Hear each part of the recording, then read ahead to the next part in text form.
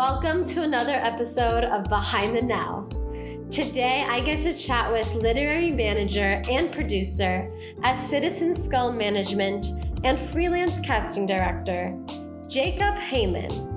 Before working at Citizen Skull, Jacob worked as a casting assistant for Jan Glaser and executive assistant to Michael Greenwald at Endorse Management Group.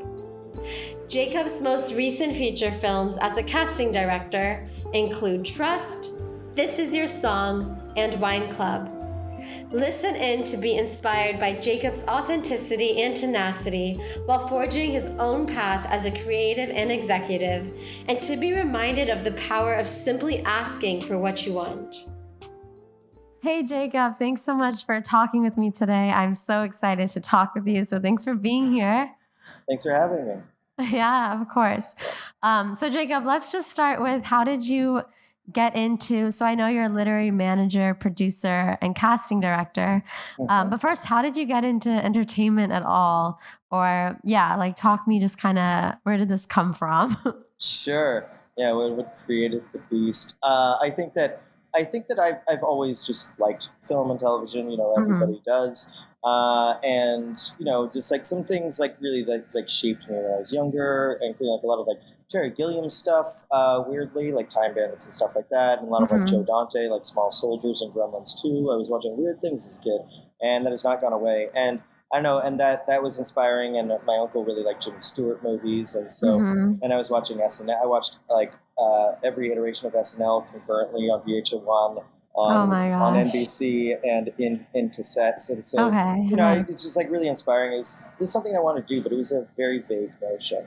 I didn't know exactly what. I was in film class in high school, and I was asked to make movies, and I didn't want to make movies. I helped with all the other shoots, right? And so I was like, I don't want to be a director. I don't want to be a writer. I want to do something though, and I want to make things happen. And so.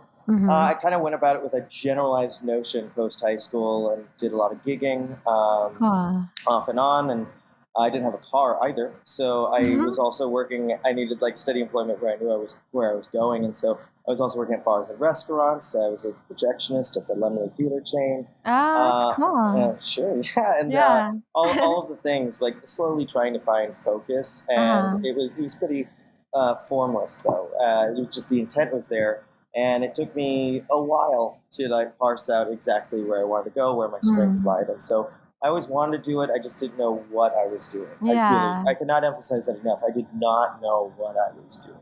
Yeah, that's cool for people to hear. But it sounds like you were very creative and you had multi-talented. So it was hard for you to know exactly where, like what your thing was in the industry. But you knew you wanted to be in the industry. For sure. Yeah. And I come from LA, but I don't come from like a film family. It's funny. I was just on the phone with my dad yesterday, and he was asking me how things work, and I was like, "This seems pretty obvious." He was like, "This is not obvious." I was like, "Okay," so like nothing, like no connections whatsoever, and so like it might as well have just been another world. I get that. You for sure. drive through Hollywood growing up or whatever, but it's just a place that's dirty. It's not. I know what you mean. So, for sure. Like that was kind of it. So I don't know. It's just generally formless, and then I slowly but surely with time, and I didn't go to college either, which didn't help. Anybody that tells you that college doesn't matter clearly went to college, and so but with time, I finally I think I found a path, and I've been steadily marching down it for some time now, and I think to increasing results, and so I'm pretty pleased. So that's for sure. So. Did you first get into, so after you were a little bit like aimless and like doing different things, did you get into casting first? Was that like your first thing, or more producing? Like because I know now you're also at Citizen Skull. So how did you get to like, from what you just described to like all these amazing things now? Like what's that? Yeah. No, yeah.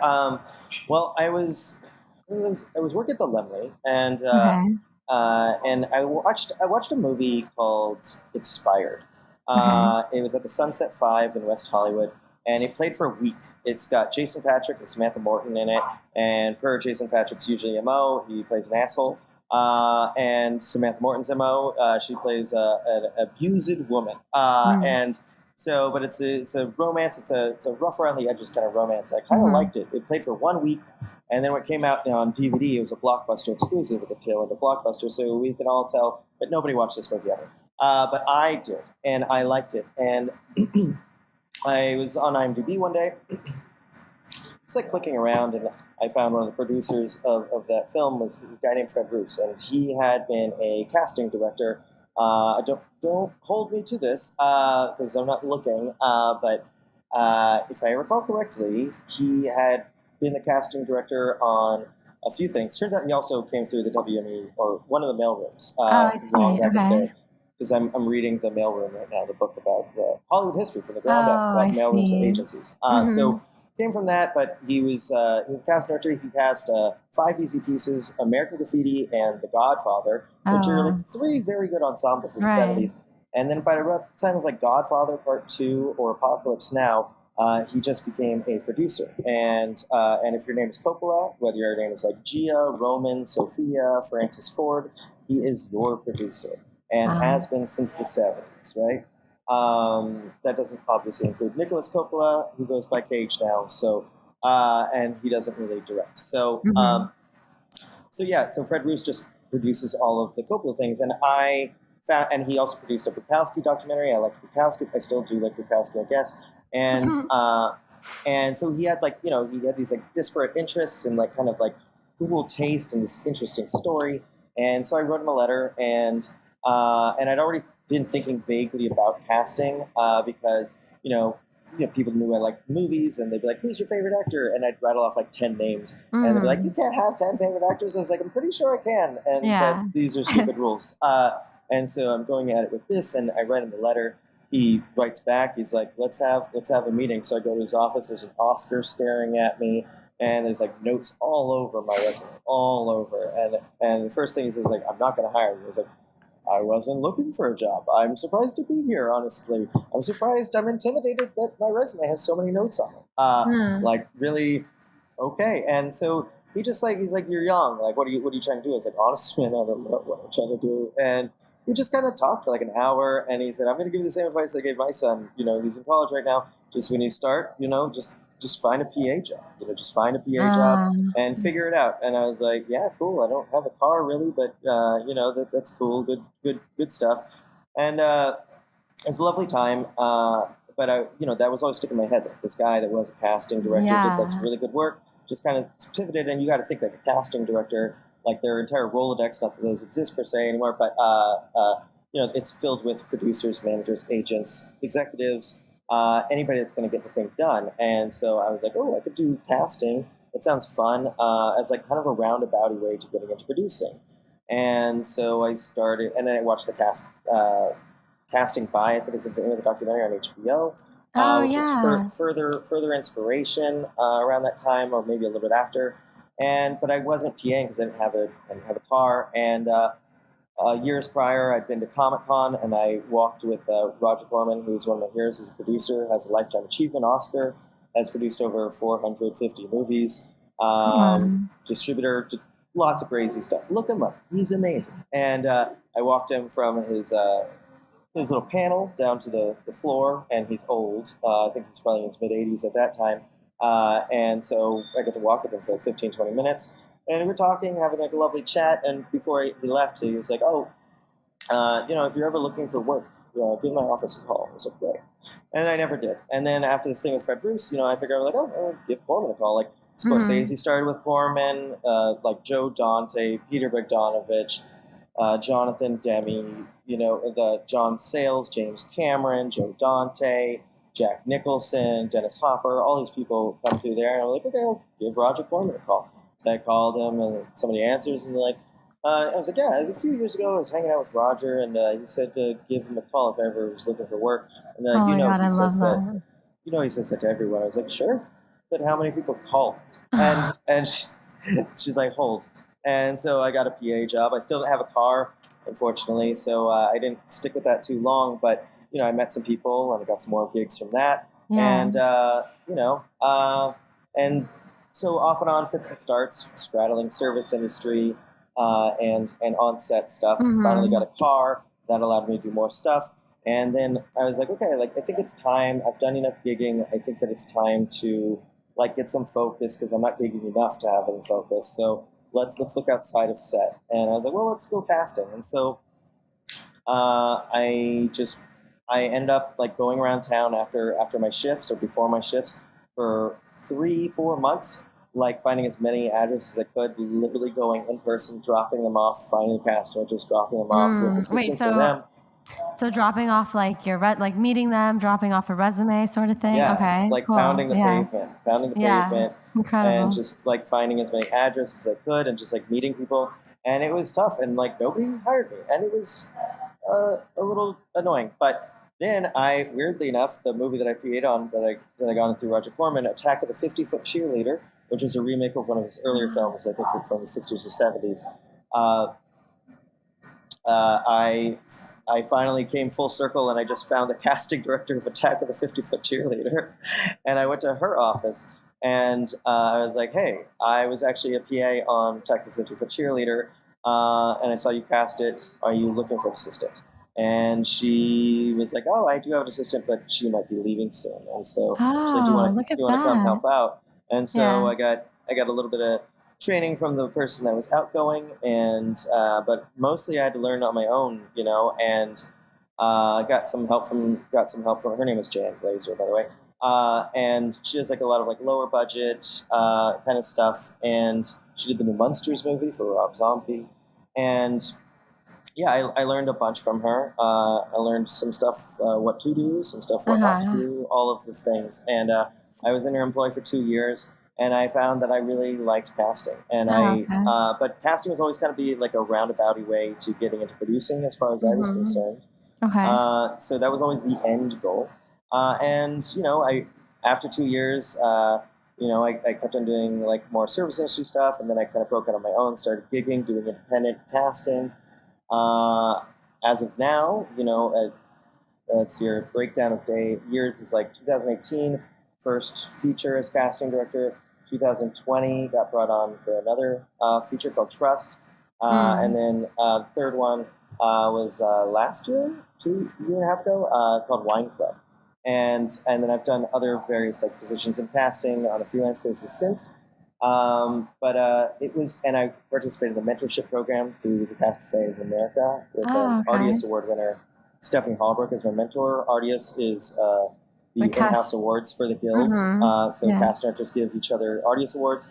So she has one, and she was an amazing mentor, a great, really talented professional person, and she's great. And she really helped me with my second movie a lot, and as casting director. But despite all of those successes and that experience and like all of those connections, it just like casting wasn't very tenable.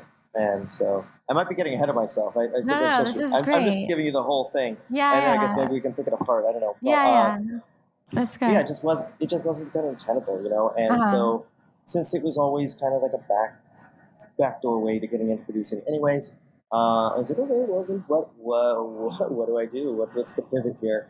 And so I decided to look more into management. I like the notion of a manager more than an agent.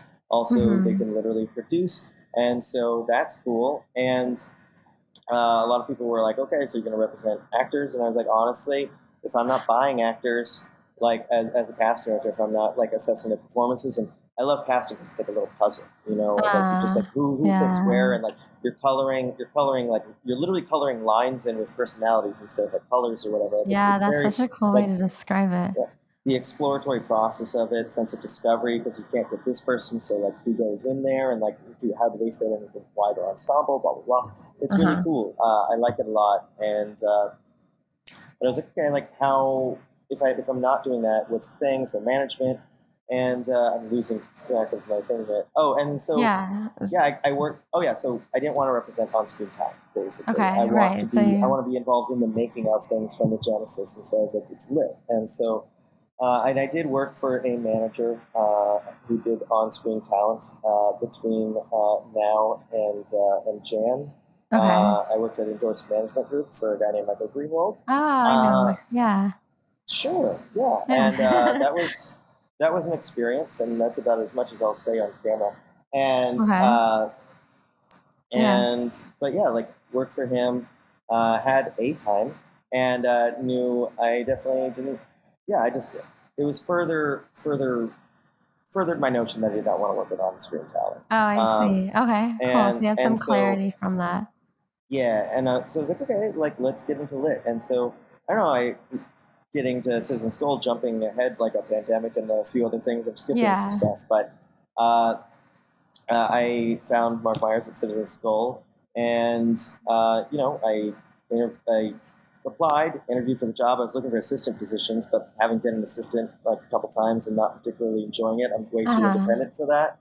Uh, you know, Mark was willing to take me like on my own terms as a talent manager, Yeah, and I have amazing. mentorship and guidance through him and his company. I've like shared company resources, and I'm on calls with people. I share clients with Mark now, and it's Mhm. kind of like it's the schooling that I never had. Right? It's He's very open. incredible. Yeah, he's very open to helping me out and teaching me, and it's very nice because I've discovered over time, there are people that will take a lot from you, and the people that take a lot, the people that take the most, are often the least likely to give anything back as well. Huh. And it's really nice, like ending up with Mark, who not only like encourages growth and like is there with you, but like is down to help all the time, and he Yeah. doesn't take. He's only given, and it's really nice to like land with somebody like that. Yeah, that's incredible. So it sounds like the culture there and everything is amazing. It's very Yeah, collaborative. Yeah. That's yeah, it's great. amazing. All right. So at Citizen Skull, you're working with writers every day. Talk a bit more about how you work with writers, how you help them grow in their careers, your day to day, however you want to approach that. Okay. I mean, it's not like for me. I mean, I can't speak for anybody else. And like, I would imagine if like at different times, different people, it might be a little bit busier, it might be a little bit different. But how I work with writers, I'm relatively new to the management thing. I consider January 1st is my first day of being a manager, although I was offered the position like late last year. Hmm. But then I had to find clients to push for when I started, and do the thing.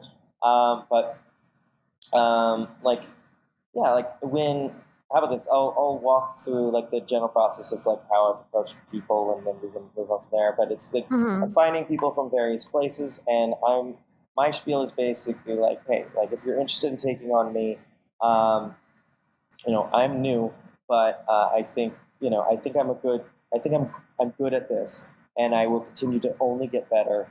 And if you find somebody else, if you're approached by somebody else, all I ask is that you come to me first and we talk about it. But for the most part, like I have your best interest like in mind, Hmm. and I don't have a lot of clients, and I want to do this. Like, so I am driven. You're not going to be sitting on the books as like a shiny thing that's like, oh, I also represent. Like, you will be like you're in it, right? And so Yeah. that's kind of the pitch. And I'll go through each one of the scripts with like a fine comb, and Hmm. just I'm going to do another round of that actually very soon. Like in anticipation of the strikes, multiple strikes being over in the near future. But yeah, so just going through everything with a fine tooth comb, making sure that that they are, because like I represent them, but I also represent other people, and I also have a life, and I also do stuff, and like it can't be just me doing the thing. Like you also have to care. Like, is there a Yeah. program like that you want to participate in? Is there somebody you want to meet? You should be doing that. Are you pitching your stuff too? Like this isn't. It does. All the work doesn't fall on me. So I'm looking for people that are like actively, engaged with furthering themselves alongside me. It's a partnership. I can't be Yeah. doing all of the work for you. I'm looking, and then just like workshopping like log lines, making sure that they're tight, Mm. making sure that like everybody asks like why now or why this, and I think it's a very silly, dumb, made up question that much like astrological signs or whatever. It's just a litmus Yeah. test, and you can say whatever you want, and it's like this is why now. It's like, well, of course, but like I want that from the writer's perspective because my why now is probably going to be different than from theirs, and it Mm. informs my thoughts too. So I have more to say. So just making sure that I have like all of the materials and that I know like what their shorter term goals are, and Yeah. then just seeing to it like because everybody that I have since I'm new is also relatively new. They haven't been staffed on shows. I have one WGA writer. The rest are non-union. Um, and so, but they all just want to get staffed on shows. So it's like, okay, like how do I go about that? And Hmm. I'm asking all of them, like, okay, what are some of your favorite movies? What are some of your favorite shows from like, the last several Right. years Like or ever? understand And their exactly, style. and like who do you want to work with? And like, and then like right there, like from like what they like watching and who they want to work with, you have a pretty good grasp of like you could probably email 50 people from that list, Mm. Oh, I like who are the see. Yeah. producers of that, like who are like whatever, and then you could go to them first, Hmm. and maybe they don't answer, but whatever, like you did the part. And if they're not answering because they're not fancy enough or you're not fancy enough, they're not giving you time of day, wait a year, keep on doing that. And if you keep on doing that, then you'll be in a better place next year and you approach that same Yeah. person again and be like, hey, look at what's happened Yeah. since then. Persistence. Yeah. So And what advice do you have for writers looking for rep? Like, how should they? Yeah, like probably. What do you see that are mistakes? That like are like don't do that, and or is there anything? uh, Or yeah, there's a lot of them. your There's a expression. lot of them. So many. Yeah, so many. For me, and again, I keep on saying for me because I just want to emphasize because I cannot Right. speak That for other everyone's people. different. And but I will tell you this: what drives me up the walls is like a poorly formatted email or poorly written email. Like if Mm, you want to try and if you want to claim that you're a writer and you can't right. even write a good email to me, I am not going to read. I'm not even going to read That your makes log line. sense. Yeah. I don't have time for that. Like so like if you have like a poorly formatted, poorly written, weird Mm. looking email that has like four different like fonts in it and like Yeah, like is just a in like mess. neon green and you're like what is happening? Uh like like I wouldn't do that. And Right. um so that's usually the first one when I get like a cold email or whatever. I'll look that over, and then just like have a good log line though, because if you're not terrible at formatting and writing things, just have a good log line. And then I'd say because you're gonna want it for your own purposes for pitching anyways, but I'd say have like a one pager if you can spare Mm. it. Have a pitch packet, but like some people don't want to read a script right away. Some people want the script right away and they'll read like 10 or 20 pages at the front, 10 or 20 pages at the end, and that's it. I like going step by step personally, and I like log line, I'll ask for one page, and if somebody doesn't have a one page, I'll be like, listen, you're unrepped and you're trying to be a writer, you should have a one page ready to Yeah. go for your own purposes. So write a one page for me, and then you get to keep Yeah. it at the end. And then if I like that one page, if that one page is written well, then I'll be like, okay, then I will read the script. But I'm like vetting you. Like if at any point in time you're doing a bad job of writing, I'm not going to read any further Yeah. because That that's makes my sense. time being spent and wasted. Also, like basic formatting stuff too. Like a lot of people, it's very strange to me. I was a professional writer for like a little bit too. That's another job that I had for a minute. But a lot of people like use the same word multiple times in a sentence. Like I was just reading a script the other day, and there was a mention of boats twice in one sentence, and then the sentence after that starts with the word boats, and Uh, and then like that's jarring to uh, a reader. You got to yeah. find like another synonym, or Synonym. another a synonym, or like another way to say this, where you're not just repeating yourself; it just becomes tedious, and Yeah. that's more like in the read than anything. But yeah, like just don't do So that. You want to trim the fat. right. And you're also explaining that like writing at every stage. It's not like you can write a shitty email, but get to the log line. That's good. Yeah, Like write because it's I all mean like it's writing. So writing in general makes sense. it's all part and parcel Um of the package. yeah, It's like right, it is. So exactly. like if one thing is cool and one thing's not, it's like well then where did Yeah. that come from and like what stem that? Do I care to find out? Probably Yeah. not. It's like yeah. So Yeah, that makes sense. And also when you say a one pager, maybe explain what that is exactly. sure, it would just sometimes it could be 2 pages or whatever, but it's generally it'll usually have like the title of the piece on it, Mm-hmm. and then probably like usually like a log line at the top or the bottom. But not always, but for the most part, it's basically just like a page-long breakdown of what Mm-hmm. happens in the movie. Like a It's the entire, synopsis, yeah, it's the entire. It's not just a synopsis. It's right? Of the like whole, like, okay, meet yeah. Mindy and Jack. Like Mm. they don't know it, but they're in love. And Okay. then talk about us like, Yeah. Mindy's having a hard time. She just got fired. Jack did Yeah. whatever. Like a And then so you're treatment. going, yeah, and then you're going Yeah. all the way until the end, until they end Yeah. up Yeah. together or doing a murder suicide, and who knows Right. whatever Okay. happens, right? Yeah. And so it just goes through everything without too much detail. Enough Yeah. detail to Without let too you much know to detail. guide you through the thing. Yeah. Like you don't want to like mention stuff that doesn't get addressed. Like just make it coherent. Like Yeah. there's Yeah. some like there are people that will like throw everything into like a one pager and 5 pages. Like that's not the point. It's Like like, you just yeah, I because just then it yeah becomes kind of like the outline almost with every yeah. single beat in there. Okay. And then what's just like, so when you're first reaching out and if you're asked for that, you think 1 to 2 pages makes the most sense? Yeah, I And mean usually, it's called a one pager, so usually yeah. one, but then we do 2 pager too. Like it's fine. Okay. But yeah, like one or Yeah. two. Like you don't want to. The whole point is like that's the thing that you read before the script because it's Yeah. easy and Yeah. digestible and small. Like don't give something big that should be small. Yeah. Would be Yeah. the That thing, makes sense. Like if I get like a 5 page one page, I'll be like, I'd probably read it anyways, but I'd be like, why exactly? Right. Like, and that's Yeah. also a testament to your writing. Like, can you consolidate like Be more an entire succinct. like 120 page thing into a page? Like, how are you editing yourself then? And that's also a Yeah. showcase of your writing ability. Yeah, yeah, that all makes sense. Yeah.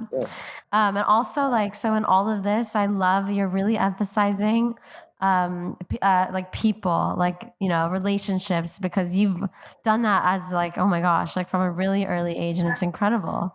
That's hmm like, it really, like, you kind of remind me, like it all just comes down to that. It's so important. Yeah, and you're very, and also you can tell like there's a very authenticity to you, and like the way you like seem to approach all of this, and it's not like networky at all. It's just very genuine. Like even them saying like call my office, and you literally, like, I think some people would be like, well, what do I say, what do I do? You just called and was like, so they told me to call if I want a job. And and then she's like, yeah, okay, well, he says that to everyone, and you're like, okay, well, I called. You know what I mean? It's just very yeah. direct. That's great. I love that. That's so good to, like, for everyone to just remember that sort of thing, and to ask, just to always ask. Well, yeah, you're not going to get anywhere if you don't ask. You're not Yeah, going to get a the hundred thing. And percent. so Yeah, don't be afraid to ask. Just don't look like a jackass when you're doing it. And right. like hope for the best. In all likelihood, they're not going to respond to your call or your email, and that's fine too. You tried, and Yeah, that's kind yeah, of it. exactly, exactly. And so yeah, you're not going to get anything unless you ask. And like and like I do like bringing like on the bringing people together thing. I think we talked a little bit about this, and I don't know if you could pull me back if you'd like, but that is something that like going back and kind of around and all the things. But Uh-huh. in like in 2020 during lockdown, I was living in Hollywood for the first like 4 months of lockdown, and then I moved to New York because I'd always wanted to do so, and there was an Cool. opportunity. And so I got to live in New York, and that's when I did the mentorship. That's also when I cast my second feature, Trust, Ah, casted from New York, amazing. and all of that stuff. But I was like, I was still pursuing casting because what else could I do? And I was looking for like other like officey jobs, and nothing was really. I almost worked on a Paul Rudd movie that almost shot, but it didn't. Mm, And like it was like almost. And I was yeah, like, okay, well, like if this casting thing isn't going to work out, like what do I like? Okay, I like casting, but like, what else do I like? What am I? And this, I did this too. Like when I went into casting in 2015, like what are the things I'm good at? What are the things I'm not good at? What are the things I want to do? What are the things I don't want to do? And I like really thought about it for a long time. And I did realize, it had been brought up to me before in the past, and like I'm vaguely aware, but I mean, we can go. Well, let's go back to like middle school, high schoolish. Same situation both times. So let's just skip ahead to high school, so we don't need to tell the same story twice. But mm-hmm. essentially, I go to middle school with a bunch of kids, and then change schools. And so I'm at this new school, and I have like my friends from middle school, but then I also have this new group of friends from high school, right? And we're all in school together, and I'm hanging out with my new high school friends, but I want to be hanging out with my old middle school friends, and I'm just like, what is like, and so like over the course of like about like 2 or 3 months, I slowly started bringing people from one group to the other. And it's right across the quad, right? It's like only like 50, 70 feet between the two hangout spots, right? So I start bringing people from one into the other, and then walking them back, and then doing that slowly, and then bringing more people, and then by like 2 or 3 months in, everybody was hanging in one place, and then I didn't need to fucking traverse all this stuff. All my people were there, and there's nothing more that I like. Like I can be the life of the party and very loud. I get accused of being an actor often, but like I can be this like the center of attention and do all that stuff very easily in like a group of like 3 to 4 people. But if it starts getting to be like more than that, like I blend very far into the wallpaper, and I just like to observe. My favorite thing is when I have person A and person B and person C, and I tell person C, I'm like, hey, you should meet A or B, and then like a week or two later, C is hanging out with A or whatever, and I hear about it, and they're like, oh, I hung out with C today, and I'm like, oh my God, that's my favorite thing, and like it gives me, it makes me giddy, and then when I'm there too, like sometimes like if A and C are hanging out, and I'm there, and they just get to talk, and I don't even say anything. I get to watch the show. I made this happen. These are two. If I'm doing that, then I like you, or I think you're interesting. I think you're engaging, right? And so, like, I just like watching two engaging, intelligent, cool people that I know, love, and admire, whatever, talking. I don't need to do anything. My job is done, and I am satisfied. Like, I just want to watch it happen and watch it unfold. And like that became like very like essential to like my moving forward. I was like, okay, like I am good at like building and traversing networks. And so then I'm like, okay, well, if you can traverse networks and like if you're good at introducing people to people, like what does that look like? It's like, well, that's just producing, that's just managing, that's the job. And I'm like, oh, like, well, for the rest of my life, my job is just the thing that I do anyways for fun, except now it makes me money. I'm fine. I love that. I think I can have like, I think there's a pathway to have like a really fulfilling, fun life. And I often find that whenever things get sillier, whenever things get stranger, more surreal, and in Hollywood that happens very quickly. And the weirder it gets, like for me personally, like the more amped I am, and things are constantly being weird all the time now, and I love it, and so I'm here for all of it, and I think it's a good and apparently a lot of people aren't too fond of it or aren't too good at it, this connector. my friend said, like, you're a connector. I'm not going to do an accent, she's British, but she's like, you're a connector, and I was like, I hate that term so much. But she means it in a good way, though. No, exactly. But like, it feels reductive. But yeah, so that's kind of it. So wanted to utilize all of that. Yeah, like it just seems like you love. I'm like this too. I like understand that, like you just love people and like collaborating, and then also like you can be in it, but you can also like take a step back and like observe it all, like the different characters you put together. Exactly. And Trust is incredible. I know you casted for Trust, and you mentioned that. Sure. I watched Trust. It was really amazing. So talk more about the casting process. You can do it in general or in terms of Trust, but especially like for actors listening, because so you described it as like kind of putting a puzzle together, right? Like you're fitting pieces in, and like you're an artist, and the colors are personalities. So like, okay, so when you see, I don't know, it's like when you see auditions and different people coming, and maybe it's in person, maybe it's on tape, what is it that makes it like, oh, that's the person, versus that was a good job, but not it? Like, how do you, like, what is that? Is it all instinctual? Just talk a bit more about that if you can. Sure. Yeah. It's a lot of instinct. Like I don't know anybody that could really put pen to paper and really describe what they're looking for. Think so, especially because it's a very project by project, person by person, role by role kind of deal, and like budgets and all that stuff. Like, what can you Right. afford? Who's available? And so there's a lot of that. I'll tell you. Yeah, I don't know. Like, I'll tell you here. I'll tell you how I got involved with Trust, and I'll tell you like Yeah. how it progressed, and chime in and like corral me if you'd like. But living in New York, and I'm calling. I have like this thing. It's a pandemic, and like I don't know if you've seen the movie Melancholia with Kristen Dunst, but it's a Lars von Trier movie, and he's terrible. But anyways, she's really depressed. The opening scene is she's at a wedding. It's really ornate. It's in like a palace. It's in Europe, and she's getting married to Alexander Skarsgård. That guy's the Northman. That guy was a male model with Derek Zoolander, right? And so like she's getting married to him. She should be happy. Udo Kier's there. Love that guy.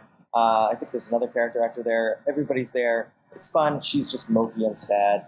And then, like, I think like a couple days later in the movie, it's discovered. I think like some body is about to crash into the Earth. It's either no, it's not. It's the moon. I think. Okay. I think something's going to crash. Yeah, something's going to crash into the Earth in like a few days. Okay. And everybody around her starts getting really, really mopey and confused and unsettled because it's all going to be over and it's all chaos. And but then Kristen Dunst, I think she literally like slams open the doors of like the palace, and she's like, like I can operate in this, and she starts getting like really like happy or like comfortable. And I was like, that was me during the pandemic. I was like, oh, like, Nice. this is I'll talk to. I know you want to talk about casting, but like yeah, like I saw like, and we can get back to this if you'd Yeah. like, but I diagnosed. I wouldn't say suffer. I diagnosed with ADHD, autism, and depression, and I do want to bring that up again later. But let's see here. Where was it? Yeah. So how you got into, I think, There it is. casting So, for Trust, yeah. like you were in New So, York. yeah. So during So- the pandemic, so that makes sense though. Your Yeah. approach though during the pandemic So, was kind dude- of surrender to it, right? It sounds Yeah, like. Yeah. and I'm just like I'm just gonna be me. And that was the other thing. I was like, I gotta lean into being me because I'm not Yeah. gonna be anybody else. And That's and also a why big why thing. hide it? Why hide Yeah. it? Like otherwise, like you're only doing yourself a disservice and everybody else. So just like whatever. And I got this thing going. I'm calling all of my friends and all of them and like, you've never had so much time. You've never had you've never had so much time to do anything. If you have a script, go out with like one person with a camera, one person with audio, and like one or two actors and shoot something. There's gonna be a glut in the market. Like you'll be able to get seen if you do something really cheap, like a road trip movie, like for like no money. Like I do something. And I'm giving a speech to literally everyone. And like truth be told, it's because I was looking for something happening, so I could attach myself to it to do something. Yeah, it's smart and it's good. Yeah. And so I'm talking to my buddy, and she's a therapist, and she's like, I'm a therapist. I don't work in film. And I was like, I know, but like everyone's getting this speech, so you get it too. She's like, well, but also, I have an old friend that is trying to, I think, adapt a short film that she made into a feature. She might need help. And I was like, oh, that's cool. Yeah, send her my way. And so I got a chance to meet Jen Levinson, who wrote, produced, and starred in Trust. And we're talking on the phone, and I was like, okay, so what's this? Like, you're doing a feature or whatever? And she's like, yeah, we're gonna retain the three lead actors from the short. They're Kate Spare, Heston Horwin, and Jennifer Levinson. Yeah, and the short is just them. Yeah. And I think the short is essentially, I saw it. It's been a while. It's just like them sitting on a curb or something like that, just like kind of talking because their mother's dead, all that stuff. And so she wanted to build out on that, and so she needed a dad was the initial request, and she was like, okay, I'll start looking for a dad. And I basically got off of the phone with her and then just started doing it. I just started hitting up, coordinators at agencies and a bunch of other people and just being like, hey, so who's available for this price and who's available in this general window? I don't have a lot of specifics, but I kind of want to get the thing running. I think maybe a few days or a week later, I came back to Jen with brought like a list of a bunch of names, and I was like, these are Wow. good names and these are available. And I think that you can ask Jen about this, but I'm pretty sure, if I recall correctly, she was caught slightly off guard by my coming like so ready, and I Yeah, I think remember. Yeah, she yeah, mentioned like you were incredible. You were like one of the first driving forces.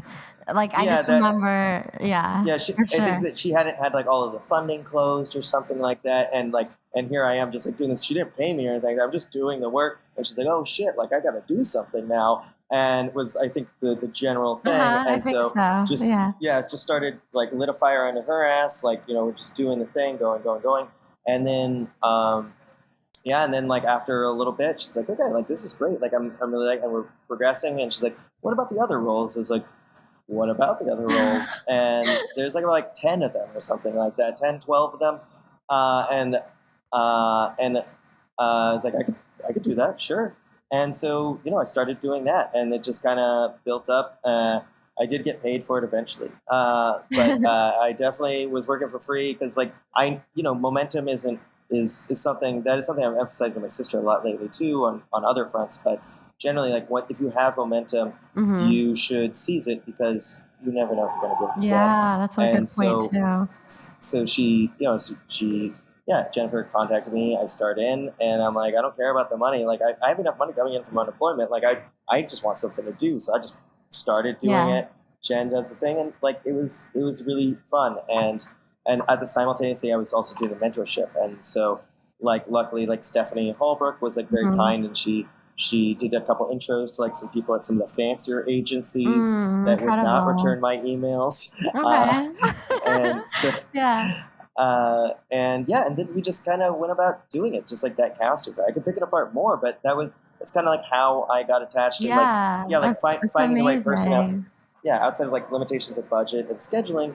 Yeah, it's just finding the right person that whatever, and it's totally dependent on so many things, So I don't know. I'm happy to Yeah, answer more, and but you like give me some direction, I guess. yeah, no, and it seems like you don't, at least like in this situation, it seems like you don't overthink and stuff like that so much. Like you just you follow your inspiration, or you're saying you do in I general. do, I I At do least follow in my this, yeah. I do follow my inspiration, but it is inextricably tied with much uh, anxiety, Okay, long it is. form anxiety. Okay. But it's like diamonds, right? You gotta like this the pressure or Yeah, whatever the yeah, I fuck, know what you mean. so like I it's just like totally be know. drilling myself constantly, and only Yeah, through that long form will I just be like, oh, like intention or like a yeah, path, but it's not without like a fairly unhealthy amount of like just self doubt, self deprecation, imposter yeah. syndrome, and just like what the hell do you think you're I doing? guess everyone Uh, has that to a certain yeah, extent, you know? Yeah. yeah. Um, So, so like the three leads were cast, but and also maybe just casting in general. So when you're looking at tapes or people are coming in, can you speak a little bit to what maybe I maybe like you tell me if like you can't because I do understand it is mostly instinctual, you mhm. know? But is it just like when someone comes in, like you just kind of know it's the right essence for that role? And is it usually like people come in and they fulfill, do you find ever like it's an idea, like your understanding of a role is fulfilled, or is it kind of like it's more like you don't actually know and but when you see it, you know. I don't know if you can talk about Yeah, that, like I think, yeah, I mean, it is hard to parse out, but I'd say if it's one of those two, like in a binary, I'd say okay. it lies more with the latter, Okay, right? cool, And yeah. so, I mean, like people come in, and here's the thing, like I don't know, a decent amount of performers when they come in. If it, and in person is different than self tapes, so Yeah. we'll just stick with in person for Okay, now, just sure. because whatever, because it could also dovetail into other etiquette and things like that. But Mhm. um, a lot of performers, like when they do the audition, they'll hit a lot of the same beats. Okay. It's for all intents and purposes, that you'll get like a baseline after you've done like enough auditions, like enough people just like gravitate towards like very similar line Right. readings, I'm and sure. like their personalities are like slightly different, their looks are slightly different, so the context is slightly different, Yeah. but like the delivery is like very similar Okay. on like a lot of fronts. And sometimes maybe you want one of those, and then maybe it's just like a simple look that you're looking Right. for, or whatever. But then there's also like a very smaller subset that are actually doing something interesting, and that's not always the best thing either. Okay. But like when ideally you'll find somebody who's interesting and not trying too hard, and Yeah. they just wear it like a glove, like a shoe, like whatever. Yeah. Like it just works. And then sometimes and if you like that, but it's like slightly off, you can like give them like a little bit of direction, and if you have time, because Yeah. obviously you're seeing a lot of people and you don't want to cascade your entire schedule, like keep somebody Right. along Right. for 5 minutes, and then somebody else will stay along for like two, and then it happens, right? And then people Yeah. are like waiting for 2 hours, and it sucks. Like that's what happens. And but yeah, it's a lot of that, and then just like seeing how good like people are at like if you like their initial thing, but there's like something offered, like something you want changed or whatever.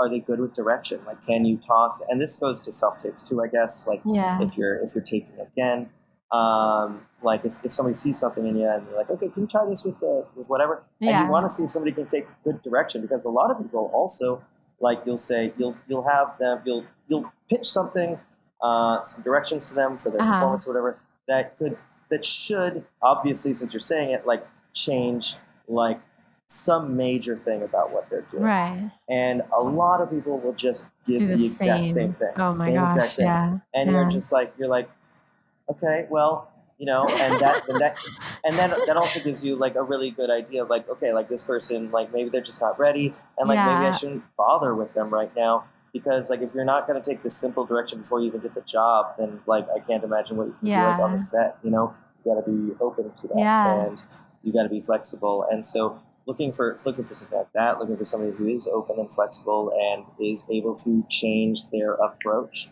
at like the drop of a hat, or like very like quickly, Yeah. would Yeah. be is good. And so looking for that, if you're in a room, in an audition room, I don't, just like be patient. Don't be a jerk. Don't be like standing up. Don't be pacing. I mean, you could pace, but like go outside and do that. Like because you got to realize, there's other people in the room, and like Yeah. you might be making them anxious. They know that they're going to be like in a room with a bunch of people, but you don't need like wigging them out. You don't need to put your stuff on them. I Yeah. think that's a really rude. And so just like controlling the room, and if somebody's not handling themselves like in a way like in the room, that's also gonna go like in my Right. notes or in my head, and like after Yeah. talking to my boss or with any collaborators, they'll be like, yeah, but they just it's about just being professional, showing up, and like like just and not being resentful for the thing. Like if you're an actor, auditions are part of your job. Like so, Yeah. just embrace it. Embrace it as a fun thing you get to do. Right. And if you're not booking, if you're not getting callbacks, that's a bummer. But like it is part of the job. And Yeah. if you're going like there's like you can see it too. Like people just like, ugh, like I'm so tired. It's like you chose this life. You Yeah. literally chose this life. I don't want to be an actor. It sounds like a horrible life to me. But like but there's a lot of people that like love it. Yeah. And so like just realize that this is the job. This is the life that you wanted, and so just like embrace it. And Yeah. so Yeah. That's so very that's great. Like, turnoffs. I don't know, various turnoffs and no, stuff. that makes sense. And it sounds just like pretty comprehensive, like Yeah. everything kind of matters. But it's also interesting that most people kind of just do the same thing. It's interesting and it makes sense because people are just trying to do like whatever the idea is that's like on the page.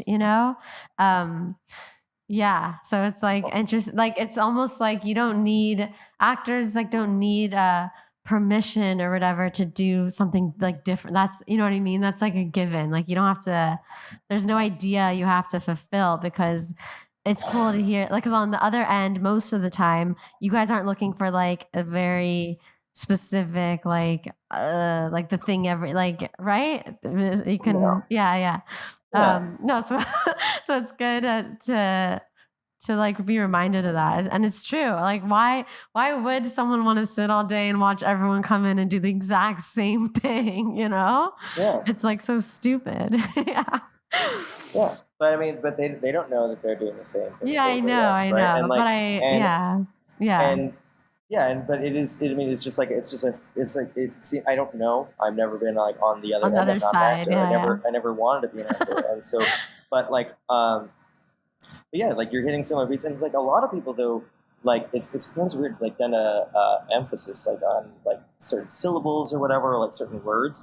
Like it's very easy, even if you're not getting the full script, if you don't know the full story, like usually like there could be like a mini arc, or you can at least like contextualize what the hell's going on, like in the scene, from what little you have, and it's just like it's very funny sometimes. I don't say that this happens like all the time or anything like that. It's very funny, like when somebody, especially a performer, they'll get a script and they'll look it over, they'll memorize it, ready for the audition, and they'll just put like the emphasis on like the weirdest words, and like it's very, because like if you really like if you assess like what you're reading, Yeah. like you can tell like there's word A, B, C, and you can tell like within context, like the emphasis should be on B, but then some people are putting it on C, which changes the implications of the line entirely. Yeah. And you should be able to tell that within the piece, even with what you have.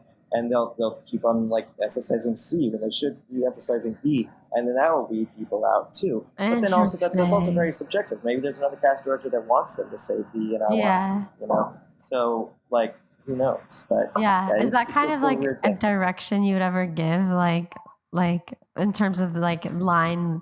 I don't know, like in terms of I guess like line reading or emphasizing, like to make sure it's like understood correctly, the intent, because it's like you're exactly. saying, yeah. You don't want to like. I mean, I don't want to Like give people a line reading or anything like that. But and because you also want to see them do it themselves. Right. But yeah, if you can do it fast enough, just like and like what if instead of whatever, I can't think of a line, but what if you said this, and instead of like emphasizing that one thing, you emphasize this, and then you tell them why. You'd be like, exactly. Well, actually, like earlier in the scene or later in the scene, like this happened, and even if it's there, whether they missed it or not, and then like have them move forward from there, and then hopefully they do it. And if they don't, like if it's one of those cases where they just keep on doing the same thing, it's like, okay, that was nice, but you're probably not gonna get the thing. Yeah. Yeah. And the other thing in here too is just like also for actors to remember to just stay open. Like doesn't matter what you've decided before or like what you planned. Like with any direction, just don't be glued to any way you've planned. You know what I mean? Or better yet, maybe don't even plan. Kind of just live it and see what happens. But yeah. I like the notion of just I forget. It's basically just like I forget what the expression is, but it's basically just like just like learn it all, just like have it all in your bank, in your memory bank, like ready to go. Just like be locked, loaded, ready. Yeah. And then once it's go, just let it go. Just you've put yourself through the work now. Just like enjoy I love that too. And be present and just do the thing. Like you've done the work. Just trust yourself a little bit. And a lot. Like you can prepare as much as you possibly want, but whatever, you let it all go and see whatever happens and what sticks and what doesn't. And just I love that. I'm gonna ask you just a few fun questions. Okay. Sure. All right. Do you have any weird talents that maybe people don't know? Weird talents people don't know. Weird talents that people don't know. I honestly don't know. I'm really good at staring contests. Contests? I'm very good at staring contests. That's pretty good. That's pretty cool. Yeah. Sure. It's not very useful at all. Well, it doesn't matter. You never know. Maybe one day. It's just like intimidate someone. I don't know. That's good. That's Sure, that's a skill. That Yeah, works. That works. I could not blink for a while. Yeah, I don't know. Oh, wait. Yeah, Yeah, I didn't even think about sure. that. When you have Yeah, a staring contest, you don't blink. That actually yeah. is. I wasn't even thinking that. I don't know why, It's but not a yeah. good skill. I used to take tap lessons. I wish I Tap? did more. Yeah. Yeah, me too. I Uh, love tap. Oh, yeah. Yeah. I I wish I tap. did more. Nice. I think that's a hobby that I want to like pick up again when like things get a little bit more settled again. It's just like, Nice. oh, I should do that. So, but that's not a skill I would say I have presently. It's one that has lapsed. Okay. You know. You So I still don't know. have Sure. Do you still have your tap shoes? No, there was when I was a Okay, teenager. so you'd have to get I don't tap think I'd shoes even again. fit in them. Yeah. All right, that's cool. What is your horoscope sign, and does that mean anything to you? It means absolutely nothing to Nothing. me. Okay, cool. Don't at me about it. Okay. I am I'm a Leo. I'm a Leo. My Okay, birthday's cool. in a couple weeks. Yeah. Oh, nice. When? Yeah. What date? July 25th. Oh, okay, cool. Yeah. And then this podcast is called Behind the Now, but I like to emphasize be the now. It's highlighted in the hmm logo. Yeah, so how do you be the now? How do you stay present? If anything that you consciously do, or maybe just when are you present? I think that I think that I'm always present. So that's not a professional thing. It's just a me That's thing. I'm amazing. always just Yeah. on like engaged because I have no choice but to be. I Yeah. don't know. Yeah, I just but so how do, like what is it's how do I stay present? How do I stay here in the now? Yeah, but Is it if you're yeah. always you do actually seem very, maybe you're naturally, which is really amazing, just present pretty, you know what I mean? Pretty most of the time, which is Yeah, but beautiful. Yeah. But if there's anything, yeah, but if there's I anything, yeah, that you want to talk I about, but yeah. I think that the thing is that I think I don't know. I here's another thing. Okay. Like Or a what do you think few. makes you present? If you feel like you are often, how are you that way? I it's the I think the knowledge, the terror of if Mm, I don't do this, then it won't ever happen. So mm. why hide? Do it now. Okay, I and see. and so it's just constantly being engaged and engaging with things, and that's what drives me. I'd say like long. This is something that's like stuck in my craw for a while now. My parents moved up to Seattle several years ago, and me and my sister were clearing out some stuff. They'd been gone for a while, and but we had like some stuff at like a friend's Mm, garage, and me and my sister were picking up the stuff. We're like going through like old school assignments, and I was like, this is like somewhere. This assignment was like somewhere in like the age range of like 5 to 7, and it was like a test, and it's like when I'm older, I want to be mm. blank. And I imagine somebody said like astronaut or like a basketball player or something like that. This guy, I just wrote content because I'm a Wow. jerk like that. And but I was looking at this as an adult, and I'm like, wow. And I think that's also, and like that seems like something that's very specifically me, but like I cannot drop that image in my mind, that thought, that notion, that whatever. I was like, because I'm really young, and it's just like when I'm older, all like what I want to be is content, and so and Mm, like thinking, and I've never forgotten that. Like every day I think of that, and so what drives me, what keeps me present, also beyond all of that, is just like I want in the future. Because my life has been chaotic. Again, like neurodivergent, depressive, ADHD riddled dude. I just want to be content, and so I mm. think knowing that in some future tomorrow I will be content, and like what does contentness mean to me? Like Right. what must be going on? What must I achieve? And so that's what keeps me present. Is just like Mm. thinking long term at this point, and just be like, how do I get to that contentment? And Yeah. I think I'm edging ever closer, and so it's nice. So that Yeah. drives me. And that is actually, that's so cool that that's what you wrote as a kid. Because you're right, most people would like, it's very wise. Sure, Yeah. I was probably a really weird kid. No, yeah, it's really cool. All right, Jacob, and where can our listeners find you? Sure. On the Citizen Skull website, obviously, but for personal things and pitches, or just if you want to reach out, shoot the shit, hang out, get a drink, whatever. Um, uh, let's see here. I have an Instagram, and it's my professional Instagram, and it's just at Mr. Hayman. That's with a period in the middle. So at MISTER period Hayman, HAYMAN. And then my website would also be a good way, and it has a link where one could email me.